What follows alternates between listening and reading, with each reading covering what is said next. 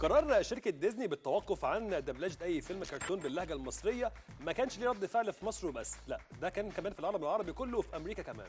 الغريب ان رد فعل الولايات المتحدة الأمريكية ما كانش بسيط، لأن بعد إعلان شركة ديزني للقرار ده انتشر مقالات في أكتر من مجلة وجريدة بترفض القرار ده، غير ردود أفعال على أكتر من قناة والراديو الوطني الأمريكي. أما في مصر فتم الاعتراض على القرار بشكل قوي جدا، وأقيمت صفحة على الفيسبوك بعنوان حملة لإعادة الدبلجة المصرية لأفلام ديزني. ده غير ردود أفعال الوطن العربي اللي بعضهم قرر يكتب مقالات باللغة الإنجليزية باسم كل معجبين الوطن العربي باللهجة المصرية على أفلام ديزني. وفي النهاية قرروا فانز العرب لأفلام ديزني بمقاطعة أي عمل مدبلج بغير اللهجة المصرية.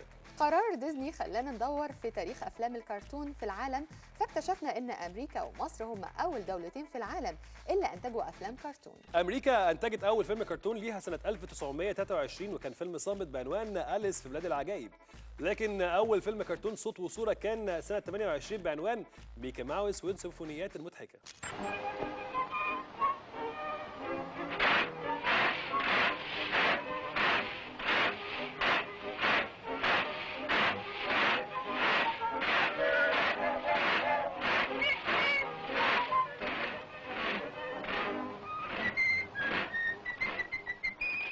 وبعد ظهور ميكي ماوس ب8 سنين يعني سنة 1936 ظهر أول فيلم كرتون مصري بعنوان مفيش مخ لبطله الشهير مشمش أفندي، الشخصية الكلاسيكية للصعلوك المصري في الفترة دي.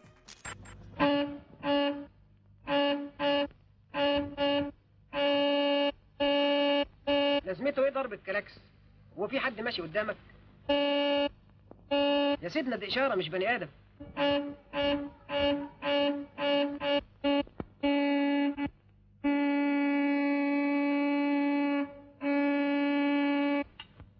أو شفت الكلاكس عمل ايه؟ مش واقف ساكت، اطلع يا حلو، سلام عليكم. اما صحيح مفيش مخ. مشمش أفندي نال شهرة واسعة في الفترة دي خلته يشارك نجوم الزمن الجميل أعمالهم، ونشرت جريدة فرنسية مشهورة في الصفحة الأولى عندها مقالات بعنوان ميكي ماوس أصبح له أخ مصري. مفيش مخ اتعرض أول مرة في قاعة سينما كوزموس بالقاهرة، كان بروجرام العرض فيلم ليلى بنت الصحراء وفيلم مشمش أفندي مفيش مخ.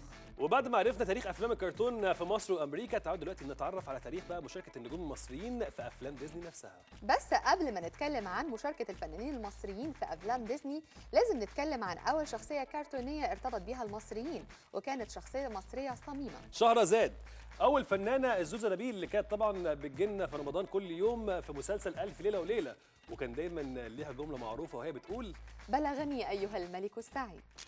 بلغني أيها الملك السعيد ذو الرأي الرشيد أن الشيخ منصور ظل ينقب في الآثار ويجمع الأخبار ويبحث في الأسفار حتى انكشفت له الأسرار وعرف بلاد البهار وكيف يقطع إليها البحار، واستطاع الشيخ منصور بحكمته وقوة حجته. تاريخ مشاركة الفنانين المصريين في أفلام ديزني كانت بدايته مع الفنان القدير عبد الوارث عصر اللي شارك في دبلاج فيلم سنو وايت والأقزام السبعة سنة 1971. بصوا الأرض اتكنست يا رفاق، وكمان الكراسي اتنضفت والشبابيك كمان اتغسلت. بصوا كمان العنكبوت ملوش أثر. ازاي البيت بقى نضيف بالشكل ده؟ كل دي علامات تنذر بالخطر. الحوض فاضي، لازم حد يا اخواني سرق الاطباق. ما حد سرق حاجه، الاطباق مغسوله ومحطوطه في الدولاب. كمان شاركت الفنانة القديرة أمينة رزق في أفلام ديزني ودبلجت شخصية الشجرة الجدة في فيلم بوكاهانس. مامتك برضه سألتني نفس السؤال ده. سألتك؟ وقلت لها ايه؟ قلت لها تسمع لقلبها. يا بنتي اسمعي قلبك بيقول ايه وبصي حواليكي، الأرض، المية، السماء، لو سمعت لهم هيدلوكي. أنا سامعة الريح. أيوة، وبتقولك ايه؟ أنا مش فاهمة. أما من النجوم الحاليين فكتير منهم شارك في دوبلاج أفلام ديزني زي الفنان محمد هنيدي اللي دبلج فيلمين من أنجح أفلام ديزني، وكان أولهم فيلم الأسد الملك اللي دبلج فيه شخصية تيمون، والفيلم الثاني كان شركة المرعبين المحدودة ودبلج شخصية كورتي البعبع مع الفنان سامي مغاوري والفنان ماجد الكدواني والفنانة حنان ترك.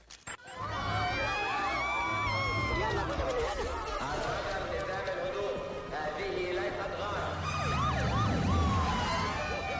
يلا بلاش وجود صدمة. أفيدونا. مارد سامي اتفضلي معانا. ما تزقش. انت ابعد ايدك عن شعنونتي. المبنى فضي، ابدأ التطهير. يا سلام، ما كانش ممكن نعيش ليلة احسن من كده. ومن النجوم اللي شاركوا في دوبلاج افلام ديزني كانت الفنانه منى زكي اللي شاركت في علاء الدين والمصباح السحري، وشاركت كمان الفنان احمد السقا في البطوله الوحيده اللي شارك فيها بصوته في افلام ديزني وهو فيلم أطلانتس. قبل 10,000 سنة اختفت تحت عباب البحر. هو ده المفتاح اللي هيوصلنا للقارة المفقودة أطلانتس. والآن بمقدورك حل اللغز. شرفتم مدينة أطلانتس واكتشاف عالم غامض. أنا مش قادر أمسك نفسي. حيث الأساطير حقيقة. أطلانتس الإمبراطورية المفقودة. وطبعا مش هنقدر ننسى نجاح فيلم توي ستوري أو قصة لعبة في مصر، واللي قام بدوبلاج الفيلم مجموعة من النجوم زي الفنان هاني رمزي في دور الديناصور والفنانة منى زكي في دور العروسة، وكان الأداء الرائع للفنان أحمد بدير والفنان يحيى الفخراني. لعب جديدة. منورين مركز الرعاية المشمس. ممكن؟ أوه كان جالنا ضيوف. ها جاهزين لجولة كان اللي ما حصلتش؟ خلينا نفرج اصحابنا الجداد هيقعدوا فين. اتفضلوا الطريق يا جماعة من هاي أنا كان باربي. شرابك ده ما حصلش. عجباني الكوفية. وبرضه من انجح الافلام لشركه ديزني هو فيلم نيمو، واللي شارك فيه مجموعه من النجوم المصريين زي الفنان الراحل خالد صالح اللي ما كانتش المشاركه الاولى ليه في افلام ديزني، والفنان خالد الصاوي اللي برضه قام ببطوله فيلم انكريدبل او الخارقون وحياه حشره، والمشاركه الوحيده للفنانه عبله كامل في افلام ديزني. لازم الاقي ابني نيمو. يا أهلا. اتشعبط في الصدفة يا ذوق. بطة. دي مش بطة، دي بجاعة. امسكوا جامد في مناري. ودلوقتي نسأل حد على السكة. لا. ليه الرجالة بتكره تسأل على السكة؟ جميل. بودش. قشطة. أما الفنانة هالة فاخر فشاركت بفيلمين هما الأسد الملك، وكانت بتلعب شخصية زيرة، وقامت ببطولة فيلم 101 دايميشن. نيجي الفيلم حقق نجاح كبير جدا وقت بقى عرضه هو فيلم كاردز، وشاركت فيه الفنانه منال سلامه اللي شاركت برضه في بطوله الفيلم حياه حشره. دي مرعبة عشان تليق على باقي البلد. ولع. انت فاكر نفسك مين؟ بصي، دوك قال لما اخلص اروح. ده الاتفاق. اتفقنا انك تسفلت الطريق مش تكلفته. دلوقتي هتكسره وتسفلته من جديد. شوف بقى يا جدو، أنا مش بولدوزر، أنا سيارة سباق. بتتكلم جد. طب ما نعمل سباق على قدنا، أنا وأنت. واخيرا مشاركه المطربين المصريين في افلام ديزني زي مشاركه المطرب محمد حماقي في دور المهرج في فيلم بوكاهانتس، وهشام نور في دور سيمبا في فيلم الاسد الملك، واخيرا المطربه نسمه محجوب في فيلم فروزن. لا، لن يحدث. الوداع يا أنا. إلسا مهلا. لا، إنني أحاول حمايتك. ليس عليك حمايتي، أنا لست خائفة. أرجوك لا تبعديني من جديد، ولا تغلق الباب، ولا تتركيني وحدي بعد الآن. فلأول يوم بعمري أفهم ما خلف الباب، ولأول يوم بعمري يمكننا الاغتراب. طبعا مش هنقدر نذكر كل الفنانين اللي شاركوا في افلام ديزني لانهم عدد كبير جدا، لكن الهدف من كل اللي ذكرناه حاجه واحده بس، وهو ان لولا اللهجه المصريه والفنانين المصريين في افلام ديزني ما كانتش انتشرت بالشكل القوي ده في الوطن العربي. واعتقد ان ديزني هتفكر في قرارها تاني وممكن تتراجع فيه.